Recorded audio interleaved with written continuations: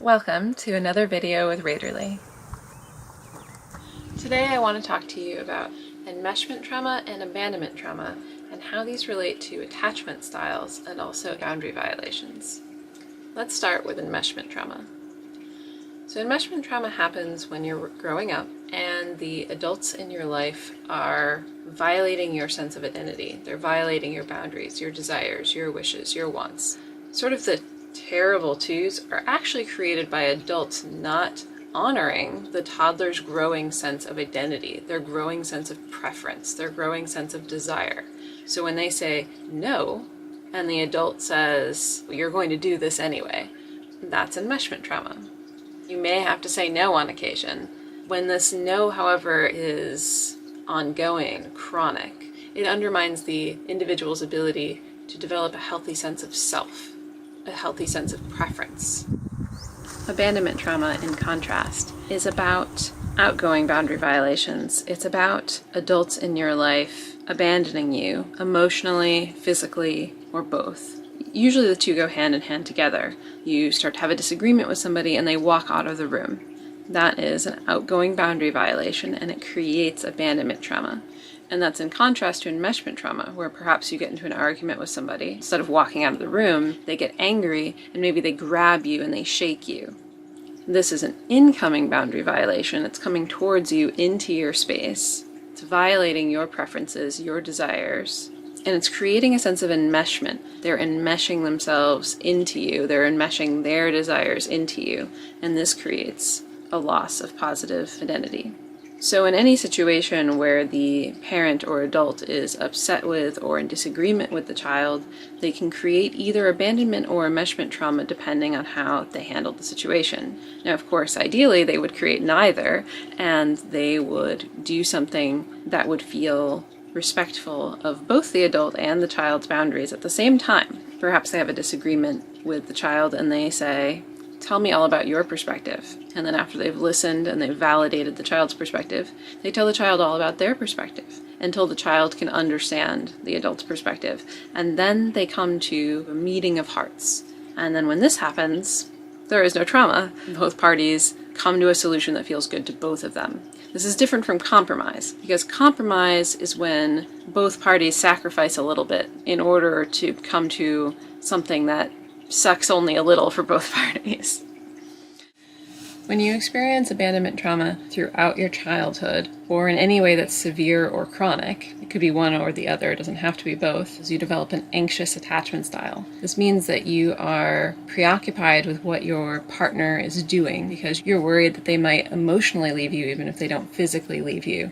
And this creates a sense that you have to perhaps keep tabs on what they're doing or that you need to always physically in their presence. Now usually, of course, this is all entirely subconscious. It's not like you're thinking to yourself, oh, because my father was always withdrawn and even more emotionally withdrawn whenever I told him about my feelings. In my current relationship, I'm always feeling paranoid when my partner's withdrawn and I am afraid to share my feelings with them because I'm afraid that they're going to abandon me. Obviously, that's not what's going through most people's minds. It's usually felt as an emotion. It might be just simply felt as a physical pain when the other person leaves the room. Enmeshment trauma leads to having an avoidant attachment style. This is because when you've experienced somebody constantly coming into your boundaries, violating your boundaries, encapsulating you, smothering you, you come to the conclusion that obviously the best way to handle relationships is by avoiding them. It can manifest as ignoring phone calls. It could be demanding that your partner doesn't text you or doesn't call you. Enmeshment trauma could mean that you simply only want to see a partner a limited number of days a week. Maybe you only see each other on weekends and you want no contact at all during the weekdays. What ends up happening is people with enmeshment trauma end up in relationships with people with abandonment trauma, i.e. people with anxious attachment styles end up in relationships with people with avoidant attachment styles. The person with the avoidant attachment style says, I don't want you to contact me, for example, on weekdays. And the person with abandonment trauma is like, sure, I can handle this. And then it gets to be Wednesday or something, and they're having some sort of meltdown, and they feel terrible. Either they contact their partner, and their avoidant partner feels violated and enmeshed, and then this blows up into an awful argument. Or, of course, they might feel violated and enmeshed, and they don't say anything, and this turns into them harboring resentment. or they don't contact their avoidant partner on this Wednesday when they're having an emotional breakdown. And this results in the anxious partner feeling trapped. They can't rely on their partner. They have an emotional emergency and they can't even come to this person who's supposed to be their primary emotional support in their life. And of course, people with enmeshment trauma generally don't want to be anybody's primary emotional support in life. If you have enmeshment trauma, you should try to avoid situations where you are that for somebody, particularly if they have abandonment trauma. You're just going to continuously re-traumatize each other throughout the relationship, and that's going to be painful for both of you. In reality, people don't end up with just abandonment trauma or just enmeshment trauma. They end up with some balance of the two. Whatever one is more dominant tends to be the one that affects your behavior and therefore your attachment style. So if you had primarily enmeshment trauma, then you'll end up with primarily an avoidant attachment style. Some people end up with really similar doses of both. They end up with really similar amounts of abandonment and enmeshment trauma, which means that they tend to ping pong between avoidant and anxious attachment style behaviors. So they might sometimes be really insecure and asking for lots of reassurance that you really want to be in a relationship with them. And other times they might be really independent and really kind of detached and really just wanting to do their own thing as far away from you as possible in order to get that sense of space. Often people will ping pong back and forth based on recency of triggers. Somebody might feel enmeshed if you suddenly call them a whole bunch all at one day. Maybe if you have an emotional emergency, that might be the trigger for them suddenly feeling enmeshed and therefore suddenly becoming more avoidant. Similarly, you might trigger somebody's abandonment trauma by making them feel abandoned on a particular day. Maybe you go on a weekend trip with some friends, you completely forget to text or call your partner the entire time, and maybe they're normally very independent and really okay, but maybe when you get home, they're very needy, very clingy, very insecure. To a certain extent, this is just going to be normal in any relationship. The most secure person you're ever going to meet is going to sometimes react to what you've recently done. That's just normally going to happen. But the degree of the response you get, whether somebody becomes extremely anxious for weeks or whether somebody has a calm conversation with you about why what you did wasn't comfortable for them, is going to depend on their specific trauma and the coping strategies they've developed for that trauma.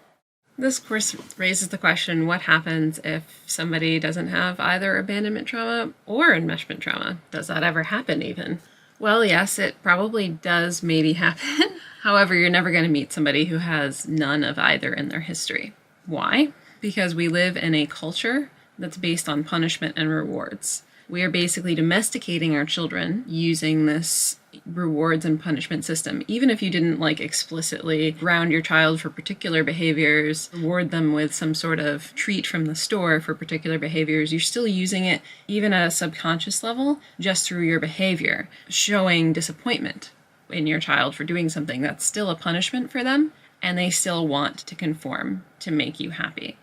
Even in the healthiest parental-child relationship, there's still an element of this punishment and rewards where the child is trying to become pleasing. Now, the healthiest form of this would involve a lot of communication about what is best for the child and what is best for the adult who is caretaking them. Who are they really? And what do they really want? What do they really need? And how can we make things as close to that as possible, given the child's needs in the situation? And when you grow up with that kind of healthy communication where you're both trying to get both of your needs met completely in honor and respect of each other, you're going to get as close as possible to a totally healthy, trauma-free adult. And when you get very close to this, when you have a very healthy situation, the healthiest that you're going to see relative to everyone else, you call it a secure attachment style. They're neither harping on what their partner is doing anxiously with a preoccupation about it, nor are they avoiding their partner or dismissing their partner. Similarly to their childhood experience, they are just being open about what's best for them and curious about what's best for their partner and invested in making both outcomes come true at the same time. Sometimes if somebody is both anxious and avoidant, we call it an anxious avoidant style. This is also sometimes called a disorganized attachment style. There are several different schools of thought.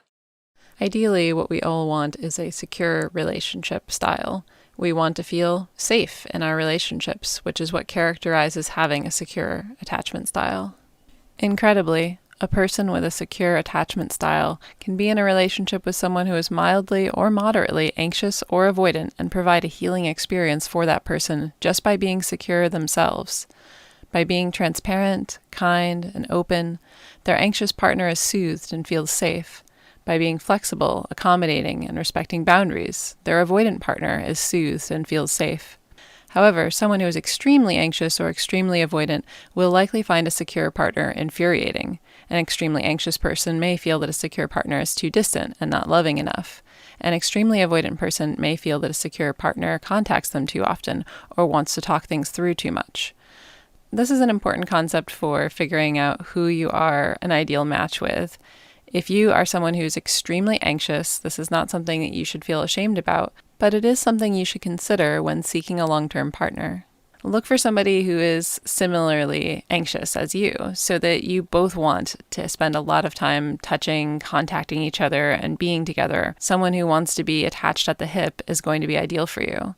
Whereas if you're someone who's extremely avoidant, once again, not something to be ashamed of, but seek someone else who's extremely avoidant so that you can get a sense of safety because they're not contacting you too often and you don't feel like they're clingy. By being honest with yourself about where you are, you can find the relationship that feels good to you and ultimately begins to heal the wounds from your childhood. And over time, if you're in the right type of relationship, you will become more secure. What about yourself? Do you have abandonment trauma? Do you have enmeshment trauma? Do you have an anxious attachment style or an avoidant attachment style? Let me know in the comments. I'd love to hear from you, your thoughts and perspectives and experiences. Also, if you benefited from this video, please like and subscribe. If you'd like more information about any of the concepts I've just described, please check out my series of books, Consciousness Alchemy, or visit my website, Raederle.com. If you'd like to support my work, please find me on Patreon. Your support means so much to me. Thank you to all my existing patrons for supporting me for so long and giving me so much love. I appreciate you guys so much. This is Raederle, signing off.